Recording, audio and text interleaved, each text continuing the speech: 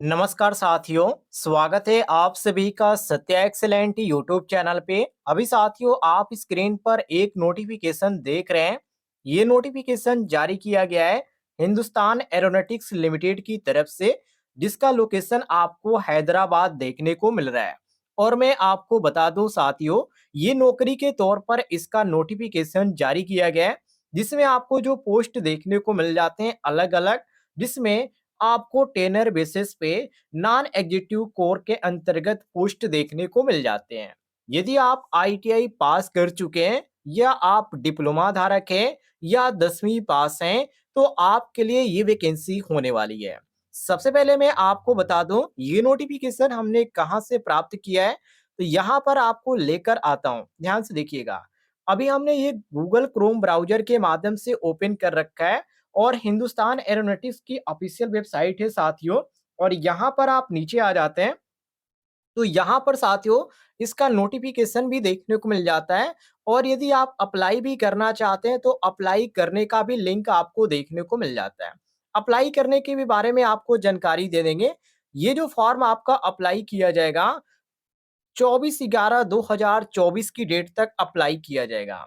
नीचे आप आ जाते हैं तो इसके बारे में और भी जानकारी आपको पढ़ने को मिल जाती है। और यदि आप अप्लाई करना चाहते हैं तो अप्लाई ऑनलाइन के ऑप्शन पे आपको क्लिक कर देना है। जैसे साथियों आप क्लिक करते हैं इसके बारे में आपको डिटेल में जानकारी देखने को मिल जाती है। सब कुछ छोड़ते हुए साथियों आप नीचे आइएगा और यहाँ पर आपको एक टिक का ऑप्शन देखने को मिल जाता है। सिंपली आपको इसी टिक वाले ऑप्शन पे क्लिक कर देना है और यहाँ पे आपको क्लिक कर देना है। जैसे साथियों आप यहाँ पे क्लिक करते हैं एक और यहाँ पे पॉपअप नजर आएगा। सिंपली इसको भी यहाँ पे टिक वाले ऑप्शन पे क्लिक कर देना है ऐसे। जैसे क्लिक करेंगे इसके बाद कंटिन्यू के ऑप्शन पे आपको क्लिक कर देना है।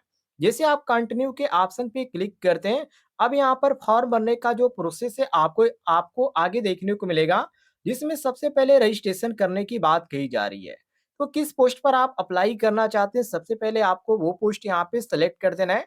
जैसे कि मान लीजिए आप आईटीआई के छात्र हैं, यदि आपने इलेक्ट्रॉनिक्स से आईटीआई कर रखा है या आप डिप्लोमा धारक हैं या आप आईटीआई के छात्र हैं फिटर से कर रखा है या पेंटर से या टर्नर से, तो कोई भी आप यहाँ पे ट्रेड सेलेक्ट कर लीजिए जो आपका ट्रेड होगा। तो मैं यहाँ पे फिटर सेलेक्ट कर लेता हूँ। इसके बाद साथियों दूसरे नंबर पे आपका नाम पूछा जा रहा है, आधार कार्ड यहाँ पे पूछा जा रहा है, आधार कार्ड संख्या फिल कीजिएगा।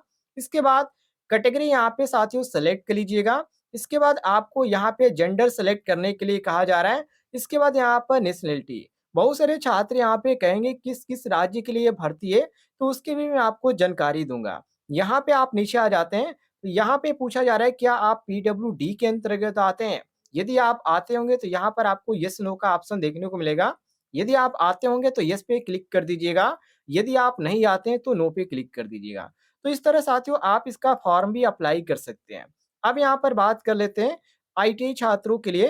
तो यहाँ पर आईटीआई के छात्र ध्यान से देखेंगे जब नोटिफिकेशन में, तो यहाँ पर उनको डिटेल में जानकारी देखने को मिल जाती है किस तरह की भर्ती है, कितना आपको सैलरी दी जाएगी।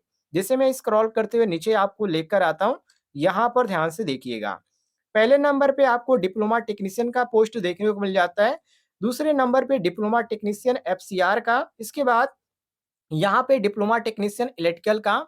इसके बाद यहाँ पे डिप्लोमा टेक्नीशियन इलेक्ट्रिकल एफएसआर का। इसके बाद यहाँ पे डिप्लोमा टेक्नीशियन इलेक्ट्रॉनिक्स का, डिप्लोमा टेक्नीशियन एफसीआर का।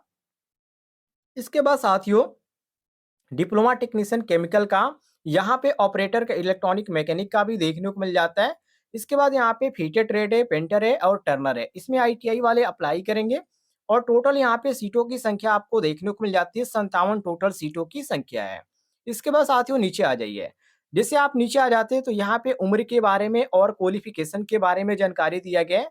तो यहाँ पे ज्यादातर जो पोस्ट यहाँ पर देखने को मिल जाते हैं डिप्लोमा धारक के लिए, जो कि यहाँ पे डिप्लोमा प्लस यहाँ पे मांगा गया है 3 ईयर का आपका टेक्निकल को से आपका कंप्लीट होना चाहिए। जो भी यहाँ पे कोर्स मांगा जा रहा है जैसे कि यहाँ पर मैकेनिकल से मांगा जा रहा है, यहाँ पे आप देख सकते हैं मैकेनिकल से मांगा जा रहा है, इलेक्ट्रिकल से यहाँ से मांगा जा रहा है, तो आपका कोर्स कंप्लीट होना चाहिए।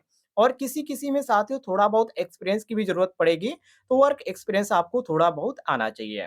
यही यहाँ पर आईटीआई के छात्रों की बात करें तो यदि आप आईटीआई हैं, तो मैं आपको बता दूँ आपका एनएससी 3 ईयर कंप्लीट होना चाहिए। यदि आपका ये कंप्लीट नहीं है, तो आईटीआई 2 साल का कोर्स कंप्लीट होना चाहिए और जो भी ट्रेड यहाँ पे कहा जा रहा है, जैसे कि इलेक्ट्रॉनिक मैकेनिक कहा जा रहा है, तो इलेक्ट्रॉनिक मैकेनिक से आपका कंप्लीट होना चाहिए। साथ ही साथ साथियों एनएससी का सर्टिफिकेट आपके पास है या एनसीटीबीटी का है, तो आप अप्लाई कर सकते हैं। सब में क्वालिफिकेशन यहाँ पे सेम रखा गया है, जो भी यहाँ पे ट्रेड माँगा गया है, वो ट्रेड आपके पास उस ट्रेड का क्वालिफिकेशन होना चाहिए। नीचे आ जाते हैं, तो क्वालिफिकेशन के बारे में आपको नीचे और भी जानकारी इसके बारे में डिटेल में देखने को मिल जाती है, तो इसको भी आप पढ़ना चाहें तो पढ़ सकते हैं, अन्यथा आप छोड़ सकते हैं। अब यहाँ पे उम्र की बात कर लेते हैं, कितने उम्र के लोग इस फॉर्म को अप्लाई कर सकते हैं? तो यहाँ पे जो रखा गया उम्र के बारे में साथियों, यदि आप जनरल या ओबीसी के अंतर्गत आते हैं या एससी/एसटी के, तो आप ध्यान से देख लीजिएगा। जनरल और ईडब्ल्यूएस के लिए 18 से 28 है, बाकी यदि आप छूट आता है आपका कैटेगरी के अनुसार, जैसे कि ओबीसी या एनसीएल के अंतर्गत या एससी/एसटी या ईडब्ल्यूएस के अंतर्गत आते हैं, तो जो भी यहाँ पे क आपको छूट दी जाती है ऐज में, वो सब कुछ देखने को मिल जाती है।